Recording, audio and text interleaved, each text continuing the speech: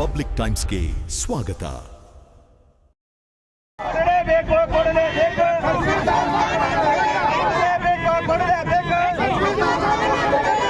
ಮಾಂತೇಶ್ ಹಾಗೂ ಹಜರತ್ ಮುರ್ತುಜಾನ ನನ್ನ ಮನದಲ್ಲಿ ನೆನಕೊಂತ ಇವತ್ತಿನ ದಿವಸ ಸಾಕಷ್ಟು ಹೋರಾಟಗಳಾಗಿದ್ದಾವೆ.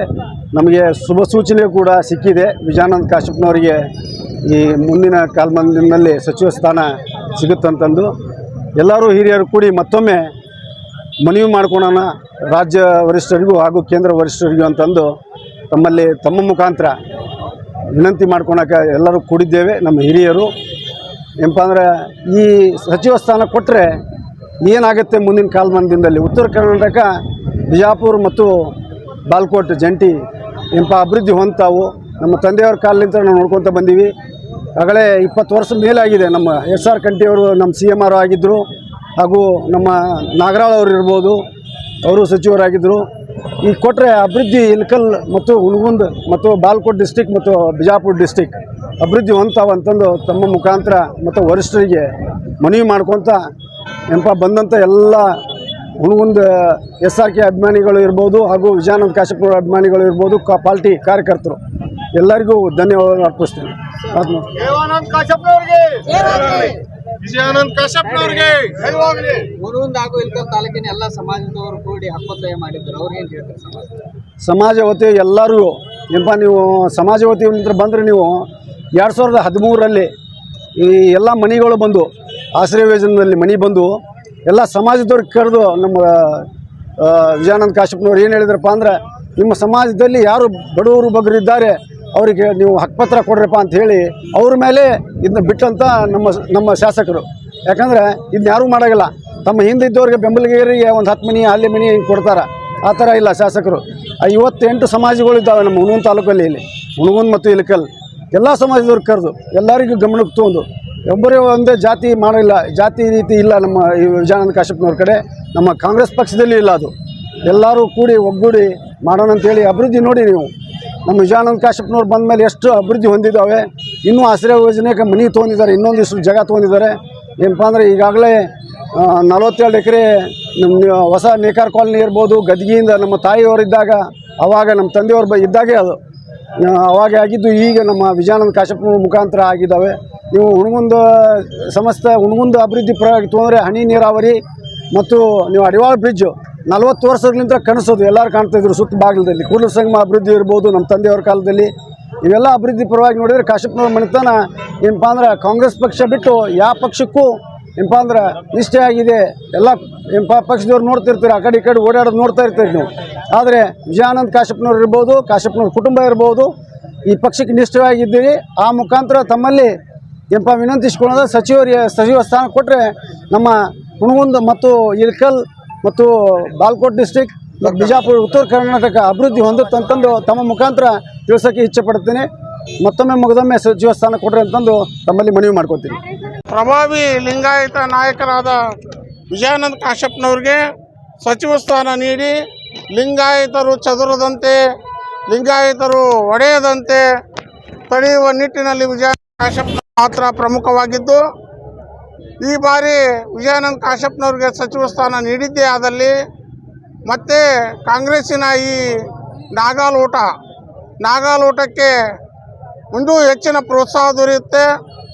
2028ರ ವಿಧಾನಸಭಾ ಇರ್ಬೋದು, 2029ರ ಲೋಕಸಭಾ ಇರ್ಬೋದು, ಲಿಂಗಾಯತರ ಮತಗಳು ಚದುರದಂತೆ ತಡೆ ಹಿಡಿಯಬೇಕಾದಲ್ಲಿ ವಿಜಯಾನಂದ ಕಾಶ್ಯಪ್ನವ್ರಿಗೆ ಸಚಿವ ಸ್ಥಾನ ನೀಡಲೇಬೇಕು. ನಮ್ಮ ಸಮಾಜ, ಪಂಚಮಸಾಲಿ ಸಮಾಜ ಬೇರೆ ಪಕ್ಷದೊಂದಿಗೆ ಗುರುತಿಸಿಕೊಂಡಾಗ ಆ ಸಮಾಜವನ್ನು ಕಾಂಗ್ರೆಸ್ ಪಕ್ಷದಂತೆ ಹೆಬ್ಬಂಡಿಯಾಗಿ ನಿಂದಿರಿಸಿರುವಂಥ ಶ್ರೀ ವಿಜಯಾನಂದ ಕಾಶ್ಯಪ್ನವ್ರಿಗೆ ಸಚಿವ ಸ್ಥಾನ ನೀಡಿದಲ್ಲಿ ಮತ್ತೆ ಲಿಂಗಾಯತರು ಕಾಂಗ್ರೆಸ್ ಪಕ್ಷವನ್ನು ಬಿಟ್ಟು ಹೋಗದಂತೆ ತಡೆಯಬೇಕಾದರೆ ವಿಜಯಾನಂದ ಕಾಶ್ಯಪ್ನವ್ರಿಗೆ ಸಚಿವ ಸ್ಥಾನ ನೀಡಲೇಬೇಕು.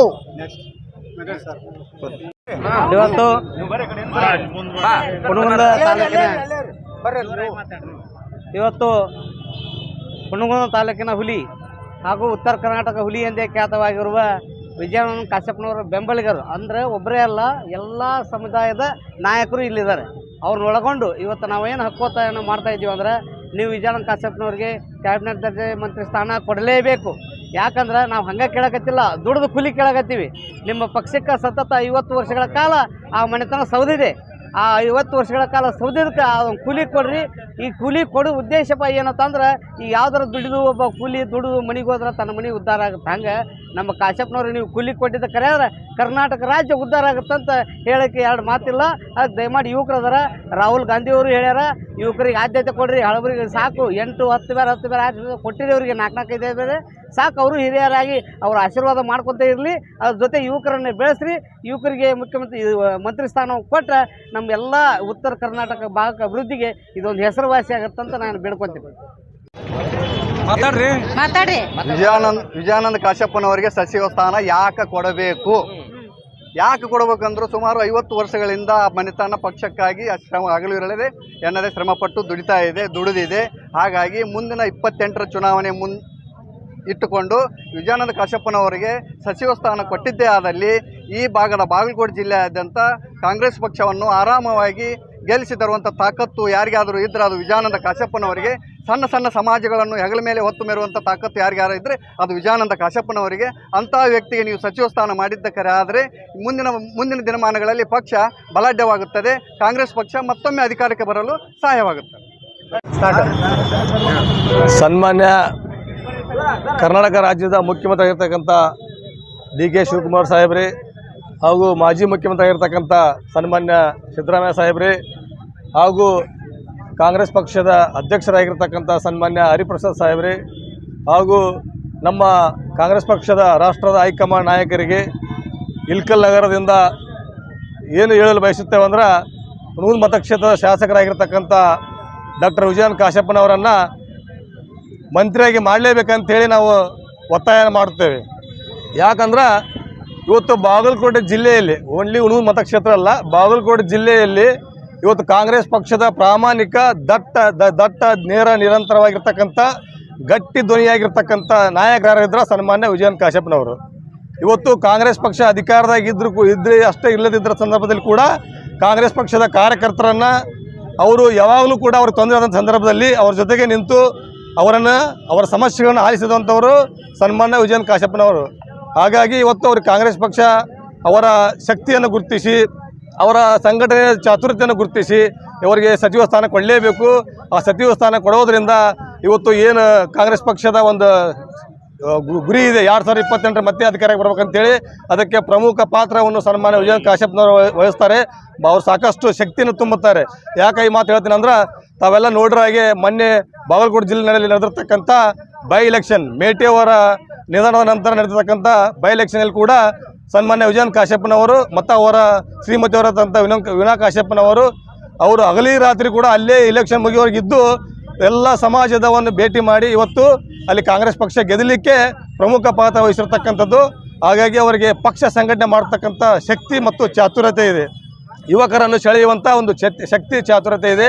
ಇವತ್ತು ಕಾಂಗ್ರೆಸ್ ಪಕ್ಷ ಮುಂದೆ ಅಧಿಕಾರಕ್ಕೆ ಬರಬೇಕಾದ್ರೆ ಇಂಥವರು ಕ್ಯಾಬಿನೆಟ್ ಅವರು ಮಂತ್ರಿಯಲ್ಲಿ ಸ್ಥಾನದಲ್ಲಿ ಇರಲೇಬೇಕಂತೇಳಿ ನಾನು ಕಾಂಗ್ರೆಸ್ ಪಕ್ಷದ ಹೈಕಮಾಂಡ್ದವರಿಗೆ ಮತ್ತು ರಾಷ್ಟ್ರ ಹೈಕಮಾಂಡ್ದವರಿಗೆ ಒತ್ತಾಯ ಮಾಡ್ತೇನೆ. ಕೊಡಲೇಬೇಕು. ವಿಜಯಾನಂದ ಸರ್ಗೆ ಸಚಿವ ಸ್ಥಾನ ಕೊಡಲೇಬೇಕಂತ ಯಾಕಪ್ಪ ಅಂತಂದರೆ, ಶಾಸಕರು ಪಂಚಮಸಾಲಿ ಸಮಾಜಕ್ಕೆ ಸೀಮಿತವಾಗಿರದೆ ಎಲ್ಲ ಜಾತಿಯನ್ನು ಸರಿ ಸಮಾನವಾಗಿ ತೆಗೆದುಕೊಂಡು ಎಲ್ಲ ಜಾತಿಯರಿಗೂ ಒಳ್ಳೆಯ ಕಾರ್ಯಗಳನ್ನು ಮಾಡ್ಕೋತಾ ಬಂದಿದ್ದಾರೆ. ಅದೇ ರೀತಿ ಕರ್ನಾಟಕ ರಾಜ್ಯ ಸರ್ಕಾರ ಮಹಿಳೆಯರಿಗೆ ಗ್ಯಾರಂಟಿ ಯೋಜನೆಗಳನ್ನು ಕೊಟ್ಟು ಮಹಿಳೆಯರನ್ನ ಸಬಲರನ್ನಾಗಿ ಹೇಗೆ ಮಾಡ್ತು, ಅದೇ ರೀತಿ ವಿಜಯಾನಂದ ಕಾಶ್ಯಪ್ಪನವರು ಸರ್ ಹುನಗುಂದ ಹಾಗೂ ಇಲ್ಕಲ್ ಮತಕ್ಷೇತ್ರದಲ್ಲಿ ಹಲವಾರು ಮಹಿಳೆಯರಿಗೆ ವಿವಿಧ ಕ್ಷೇತ್ರದಲ್ಲಿ ಮಹಿಳೆಯರಿಗೆ ಸ್ಥಾನಮಾನವನ್ನು ದೊರಕಿಸಿಕೊಟ್ಟು ಅಡುಗೆ ಮನೆಯಲ್ಲಿ ಕುಂತಹ ಮಹಿಳೆಯರಿಗೆ ಸಬಲರನ್ನಾಗಿ ಮಾಡುವಂಥ ಕೆಲಸವನ್ನು ಮಾಡಿದ್ದಾರೆ. ಅದೇ ರೀತಿ SRK ಪ್ರತಿಷ್ಠಾನದಿಂದ ಸಾಕಷ್ಟು ಒಳ್ಳೆಯ ಕೆಲಸಗಳನ್ನು ಮಾಡ್ತಾ ಬಂದಿದ್ದಾರೆ. ಫಾರ್ ಎಕ್ಸಾಂಪಲ್ ಹೇಳಬೇಕಂದ್ರೆ SSLC ಹಾಗೂ PUC ವಿದ್ಯಾರ್ಥಿಗಳಿಗೆ ಸನ್ಮಾನ ಅತಿ ಹೆಚ್ಚು ಅಂಕಗಳನ್ನು ಪಡೆದವರಿಗೆ ಸನ್ಮಾನ ಮಾಡೋದಾಗಿರಬಹುದು. ಹಾಗೂ ಅದೇ ರೀತಿ ಉಚಿತ ಕೋಚಿಂಗ್ ಕ್ಲಾಸಸ್ಗಳನ್ನು ಮಾಡಿದರು. ಆಮೇಲೆ ವಿಜಯಾನಂದ ಕಾಶ್ಯಪ್ಪನವರು ಸರ್ ಯುವಕರಾಗಿದ್ದರಿಂದ ಆ ಯುವಕರಿಗೆ ಒಂದು ಸ್ಥಾನಮಾನವನ್ನು ಕೊಡಬೇಕಂತ ಹೇಳಿ ನಾನು ಇವತ್ತು ಹೈಕಮಾಂಡಲ್ಲಿ ಮನವಿ ಮಾಡ್ತಾ ಇದ್ದೇನೆ. ನಿರಂತರವಾಗಿ 6 ದಶಕಗಳಿಂದ ಈ ಕಾಂಗ್ರೆಸ್ ಪಕ್ಷಕ್ಕೆ ಬಹಳ ನಿಷ್ಠೆಯಿಂದ ಸಂಘಟನೆ ಮಾಡ್ತಾ ಇದನ್ನು ಜೀವಂತವಾಗಿಟ್ಟುಕೊಂಡು ಈ ಪಕ್ಷಕ್ಕೆ ಬಲ ತುಂಬುತ್ತಾ ಬಂದಿರತಕ್ಕಂಥ ಕುಟುಂಬ ಕಾಶಪ್ಪನವ್ರ ಕುಟುಂಬ. ಇದನ್ನು ಪರಿಗಣಿಸಿದರೆ ಯಾವುದನ್ನು ಆಲೋಚನೆ ಮಾಡದೆ ವಿಜಯಾನಂದ ಕಾಶಪ್ಪನವರಿಗೆ ಸಂಪುಟ ದರ್ಜೆಯ ಸಚಿವ ಸ್ಥಾನವನ್ನು ಕೊಡಬೇಕು. ನಾನು ಅದನ್ನು ಹೇಳುವುದ್ರ ಜೊತೆಗೆ ನಾನು ಹೇಳ್ತಕ್ಕಂಥದ್ದಿಷ್ಟೇ, ವಿಜಯಾನಂದ ಕಾಶಪ್ಪನವರು ಸಮರ್ಥರಾಗಿದ್ದಾರೆ. ಈ ರಾಜ್ಯದಲ್ಲಿ ಅವರು ಸಂಪುಟ ದರ್ಜೆಯ ಸಚಿವರಾದರೆ ಇಡೀ ಕರ್ನಾಟಕದಲ್ಲಿ ಮತ್ತೊಮ್ಮೆ 2028ರಲ್ಲಿ ಕಾಂಗ್ರೆಸ್ ಪಕ್ಷ ಬಹುಮತ ಪಡೆದು ಸರ್ಕಾರವನ್ನು ರಚಿಸುವುದರಲ್ಲಿ ಯಾವುದೇ ಸಂಶಯ ಇಲ್ಲ. ತಮಗೆ ಗೊತ್ತಿರಬೇಕು, 2023ರ ಮುಂಚೆ ಏನು 777 ಕಿಲೋಮೀಟ್ರ್ ಪಾದಯಾತ್ರೆಯನ್ನು ಮಾಡಿದ್ದು, ಕೂಡಲ ಸಂಗಮದಿಂದ ಬೆಂಗಳೂರಿನವರೆಗೆ ಪಾದಯಾತ್ರೆಯನ್ನು ಮಾಡಿ ಈ ಪಕ್ಷ ಅಧಿಕಾರಕ್ಕೆ ಬರೋದಕ್ಕೆ ಕಾರಣೀಕರ್ತರಾಗಿರ್ತಕ್ಕಂಥವ್ರು ವಿಜಯಾನಂದ ಕಾಶಪ್ಪನವರು ಅಂತಕ್ಕಂಥದ್ದು.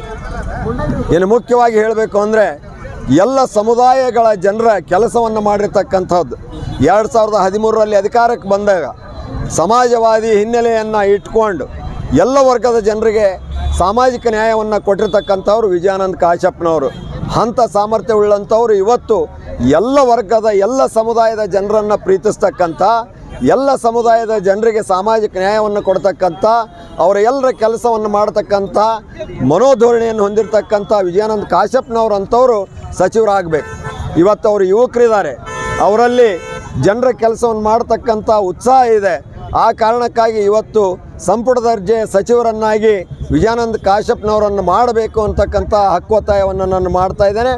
ಏನು ಇವತ್ತು ಮುಂದಿನ ದಿನಮಾನಗಳಲ್ಲಿ ಕಾಂಗ್ರೆಸ್ ಪಕ್ಷಕ್ಕೆ ಶಕ್ತಿಯನ್ನು ತುಂಬತಕ್ಕಂಥ ಸಾಮರ್ಥ್ಯ ಇರತಕ್ಕಂಥವರು ವಿಜಯಾನಂದ ಕಾಶಪ್ಪನವರು ಆಗಿರೋದ್ರಿಂದ ಅವರನ್ನು ಸಂಪುಟ ದರ್ಜೆಯ ಸಚಿವರನ್ನಾಗಿ ಮಾಡಬೇಕಂತ ತಿಳ್ಕೊಂಡು ರಾಹುಲ್ ಗಾಂಧಿ ಅವರಲ್ಲಿ, ಸುರ್ಜೇವಾಲ್ರವರಲ್ಲಿ ಮತ್ತು ಸನ್ಮಾನ್ಯ ಶ್ರೀ ಮಲ್ಲಿಕಾರ್ಜುನ್ ಖರ್ಗೆ ಸಾಹೇಬರಲ್ಲಿ ನಾನು ಮನವಿಯನ್ನು ಮಾಡಿಕೊಳ್ತಾ ಇದ್ದೇನೆ.